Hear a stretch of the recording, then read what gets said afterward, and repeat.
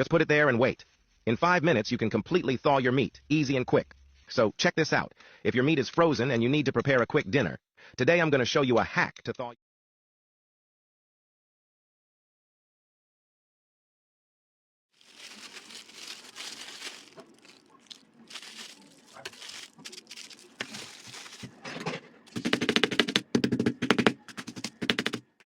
سلام شطوراتي الحلوين. طبعا من مقدمة الفيديو عرفتوا هجرب ايه النهاردة. يلا بينا نجربها مع بعض. يلا معايا. كل الحكاية مية فترة او دافية. طبعا كمية المية على حسب الحاجة اللي عايزة تفكيها، سواء لحمة او فراخ او اي حاجة تانية. وملح، وطبعا المكونات محطوطة على الشاشة، وخل.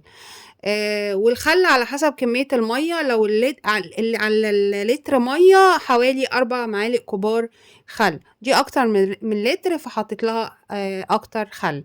بقلبها كويس زي ما انتوا شايفين كده، وابدأ احط الحاجة اللي عايزة احلها.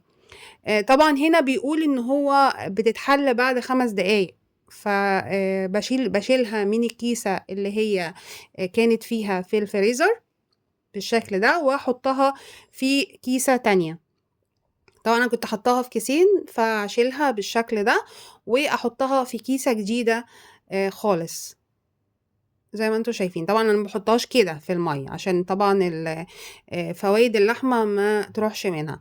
بحطها في كيسة جديدة بالشكل ده، ما تكونش طبعا مخرومة او فيها اي مقطعة او فيها اي حاجة، واقفلها كويس بالشكل ده، واحطها في المية اللي انا عملتها. طبعا المية تكون دافية بالشكل ده، واحط عليها تقل. اي تقل عندك تحطيها بالشكل ده كده، وتسيبيها 5 دقايق. طبعا بعد صراع مع التقل وان انا اثبته على اللحمه زي ما انتوا شايفين كده، زهقني عبال ما حطيته وثبته. طبعا هو قال في الفيديو ان ميزه الخل ان هو بيزود حراره الميه، مع ان هي فتره برضو ودافيه، فبيزود بالتالي بيزود حراره المجمد اللي عايزه تحليه، سواء لحمه او فراخ او حاجه تانية، فبيحل بسرعه. طبعا عايزه اقول لكم ان ما خدتش 5 دقايق، لان هي كانت اكتر من كده. وده للمصداقيه، يعني التجربه ممكن تكون ناجحه انها تقلل شويه الوقت، يعني توفر الوقت في تسييح المجمد، سواء مثلا لو ساعة على حسب درجة حرارة الجو. طبعا لو ساعة ممكن نص ساعة، لو ساعتين ممكن ساعة. هو ده ملخص تجربتي أو الخلاصة من تجربتي للفيديو. أتمنى أعرف رأيكم في التعليقات، وياريت لو استفدتوا من الفيديو لايك ومشاركة مع أصحابكم عشان يستفيدوا. كانت معاكم مها القناوي، مع السلامة.